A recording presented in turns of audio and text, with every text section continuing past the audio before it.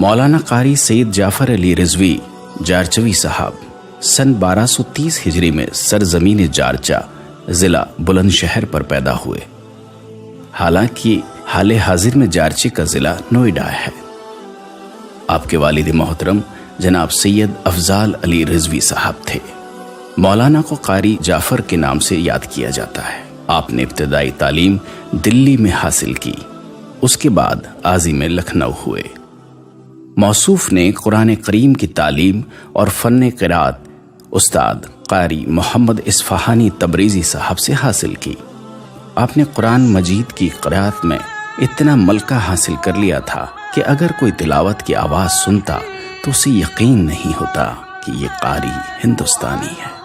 آپ کی آواز اتنی اچھی تھی کہ راستہ چلتے لوگ سننے کے لیے رک جاتے تھے۔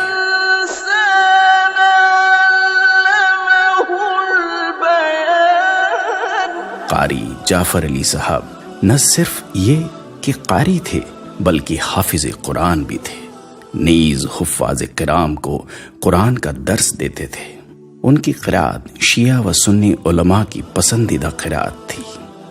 مولانا نے تفسیر، منطق، فلسفہ، فقہ اور اصول وغیرہ کی کتابیں آیت اللہ دلدار علی غفران مآب صاحب اور آیت اللہ سید حسین علی مکان صاحب وغیرہ سے پڑھی۔ جب سن 1857 عیسوی میں جنگ آزادی کا آغاز ہوا تو مولانا بھی جارچی کے لوگوں کے ساتھ قید ہوئے۔ نماز کے وقت آپ کی ہتھکڑیاں اور بیڑیاں کھل جاتی تھیں، اور جب نماز پڑھ لیتے تھے تو ہتھکڑیاں اور بیڑیاں پہن لیتے تھے۔ جس وقت قاری جعفر صاحب قید سے آزاد ہوئے تو آپ کی مالی حالت اچھی نہ تھی۔ جارچی کے لوگوں نے چاہا کہ سب مل کر ان کی مدد کریں تو مولانا نے مدد سے انکار کرتے ہوئے کہا، میں راضی نہیں ہوں کہ آپ لوگ میری وجہ سے مشکل میں پڑیں، میں جارچہ ترک کر کے کہیں اور چلا جاؤں گا۔ آخر کار انہوں نے جارچی کے لوگوں سے کوئی مدد قبول نہیں فرمائی۔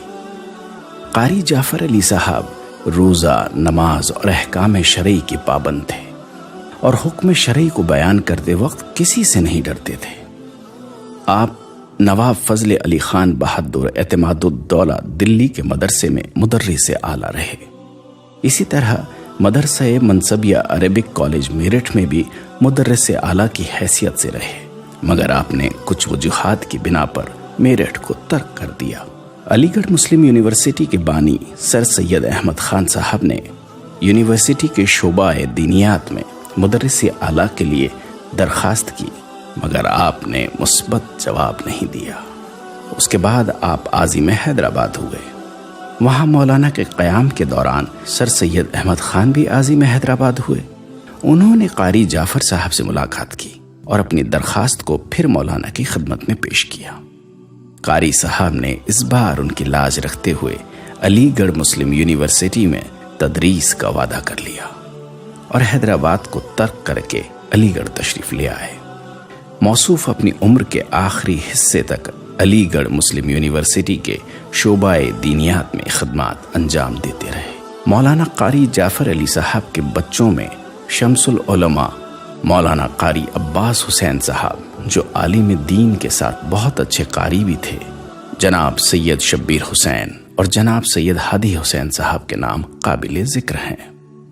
قاری جعفر صاحب 84 سال کی عمر میں سن 1314 ہجری میں اس دار فانی سے دار بقا کی جانب کوچ کر گئے اور جارچے میں موجود اپنے آبائی قبرستان میں دفن ہوئے۔